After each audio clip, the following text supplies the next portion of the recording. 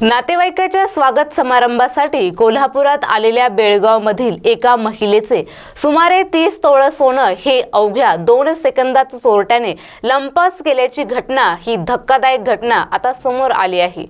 ही घटना सोमवारी शिरोली नाक्याजवळ असलेल्या एका मंगल कार्यालयात कार्यप्रसंगी घडली आहे। दरम्यान याची नोंद शहापुरी पोलीस ठाण्यात करण्यात आली असून चोरट्यांनी पाळत ठेवून हे कृत्य केले असल्याचा संशय पोलिसांकडून व्यक्त केला जात आहे। रात्री 10 वाजेच्या सुमारास स्वागत समारंभात कुटुंबाला फोटो काढण्यासाठी बोलवल्यानंतर केतन यांच्या आई मीना यांनी त्यांच्या पायाजवळ पर्स ठेवली आणि फोटो क्लिक व्हायच्या आतच अवघ्या 2 सेकंदात ही पर्स अज्ञात चोरट्याने लंपास केली आहे। फोटो काढून येताच हा प्रकार नंदेश्वर यांच्या लक्षात आल्यानंतर यानंतर सर्वांनी शोधाशोध केली पण उपयोग झाला नाही। या पर्समध्ये सुमारे 40 तोळे दागिने आणि रोख रक्कम आणि मोबाईल देखील होता। दरम्यान याबाबतची माहिती पोलिसांना देण्यात आली। दरम्यान पोलिसांनी आणि नातेवाईकांनी कार्यालयातील सीसीटीव्ही कॅमेऱ्यामधून संशयिताचा शोध घेण्याचा प्रयत्न केला असता सीसीटीव्ही मध्ये सदर चोरटा हा अगदी सुटाबुटामध्ये येऊन चोरी करून गेल्याचे सीसीटीव्ही मध्ये निदर्शनास आले आहे।